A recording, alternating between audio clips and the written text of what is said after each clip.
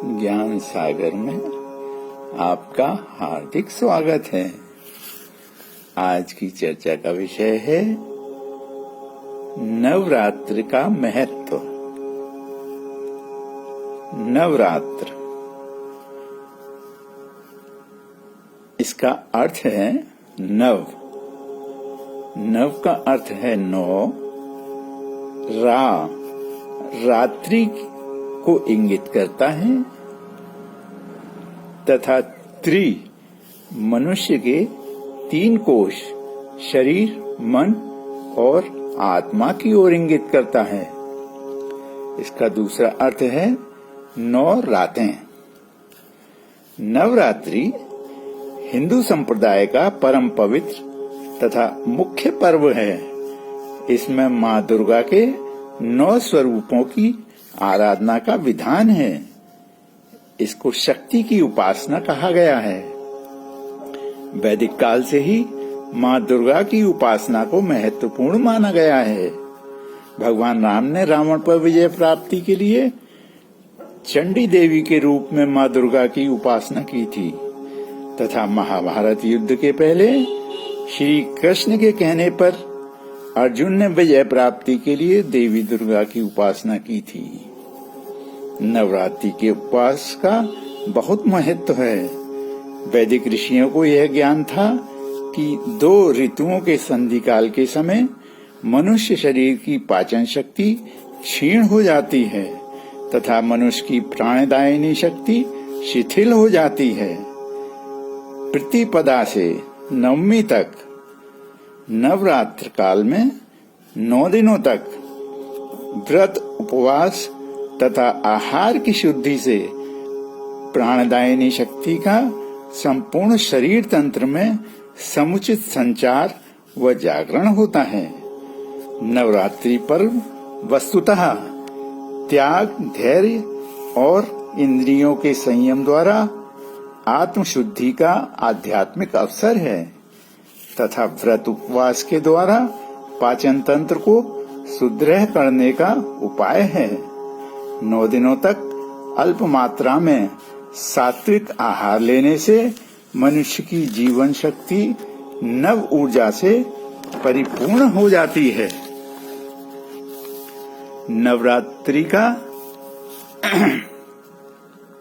पर्व वर्ष में 4 बार आता है। चैत्र, आषाढ़, अश्विन तथा माघ मास में। इनमें से चैत्र तथा अश्विन मास की नवरात्रि का विशेष महत्व है। इस काल में व्यवहारिक, परोपकारी, संयमित तथा त्यागमयी जीवन व्यतीत करने से तथा विभिन्न रूपों में माँ दुर्गा की उपासना करने से मनुष्य के जीवन में सुख, शांति, शक्ति, समृद्धि, स्वास्थ्य और सौभाग्य की वृद्धि होती है। नवरात्रि के 9 दिनों में माँ दुर्गा के 9 स्वरूपों की श्रद्धा पूर्वक उपासना करने से आध्यात्मिक लाभ मिलता है तथा दुर्गा शक्ति का सानिध्य प्राप्त होता है। अब माँ दुर्गा के 9 स्वरूपों के महत्व के विषय में चर्चा करेंगे। प्रथम, नवरात्रि के प्रथम दिन शुभ मुहूर्त के अनुसार विधि विधान से घट स्थापना अथवा कलश स्थापना का प्रावधान है। इसके पश्चात माँ दुर्गा के प्रथम स्वरूप शैलपुत्री का पूजन, अर्चन और स्तवन किया जाता है। पर्वतराज हिमालय की पुत्री होने के कारण माँ दुर्गा के प्रथम स्वरूप को शैलपुत्री कहा गया है। कालांतर में ये पार्वती के रूप में भगवान शिव की पत्नी हुई। देवी शैलपुत्री का स्वरूप सदा शांत और सौम्य रहने की प्रेरणा देता है। मान्यता है कि इनकी उपासना से शांति प्राप्त होती है तथा भय का नाश होता है। यह यश, धन, विद्या और मोक्ष प्रदायिनी है। द्वितीय स्वरूप है ब्रह्मचारिणी। यह माँ दुर्गा का तपस्विनी स्वरूप है। ऐसी मान्यता है कि महादेव को पति के रूप में पाने के लिए ब्रह्मचारिणी स्वरूप में देवी ने घोर तपस्या की थी, इसलिए इनका नाम तपश्चारिणी भी पड़ा। देवी का यह ज्योतिर्मय स्वरूप लक्ष्य प्राप्ति के लिए सतत प्रयासरत रहने का संदेश देता है। माँ दुर्गा के इस स्वरूप की उपासना से तप, त्याग, सदाचार, संयम और वैराग्य का उपदेश मिलता है तथा विजय प्राप्ति का संयोग होता है। तृतीय, चंद्रघंटा। इस स्वरूप में देवी के मस्तक पर घंटे के आकार का चंद्र विराजमान है, इसलिए इसको चंद्र घंटा कहा गया है। इनके पूजन व ध्यान का समय सूर्योदय के पूर्व है।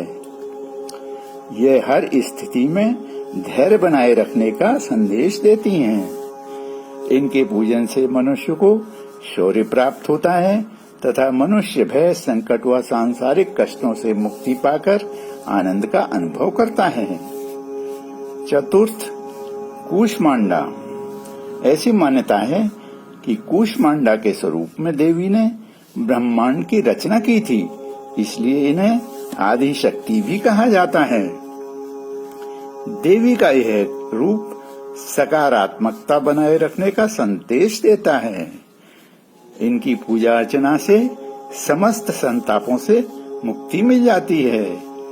यह सुख, समृद्धि, उन्नति तथा बुद्धि विकास प्रदायिनी है। पंचम, स्कंद माता। स्कंद अर्थात कार्तिकेय की माता होने के कारण यह स्कंद माता कहलाई। ये सभी तत्वों की मूल बिंदु स्वरूप हैं। इनकी मान्यता बागेश्वरी देवी के रूप में भी है। देवी का यह स्वरूप विचारों की उच्चता का द्योतक है। इनकी आराधना से वात्सल्य, प्रेम और विचार शक्ति प्राप्त होती है।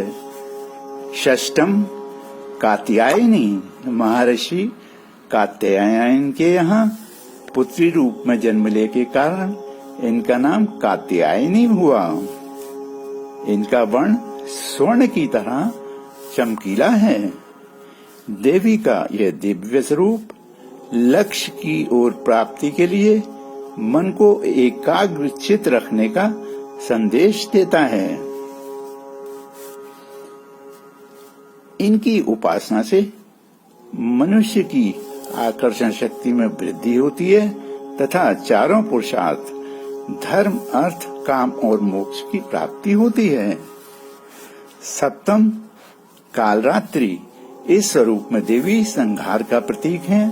काल का विनाश करने की शक्ति तथा काला वर्ण होने के कारण इनको कालरात्रि कहा गया है। देवी का यह रूप अत्यंत विकराल है परंतु अत्यंत शुभ है। देवी का यह स्वरूप भय मुक्त होकर ईश्वर में श्रद्धा व विश्वास रखते हुए कर्म करने का संदेश देता है। इस स्वरूप की उपासना करने से तथा इनके कालरात्रि का केवल उच्चारण करने मात्र से ही भूत प्रेत सभी पैशाचिक शक्तियां भाग जाती हैं तथा भय और बाधाओं का विनाश होता है। अष्टम, महागौरी। जैसा कि नाम से स्पष्ट है यह गौर वर्ण की हैं। इनके वस्त्र तथा आभूषण भी श्वेत हैं, इसलिए इनको श्वेतांबरी भी कहा जाता है।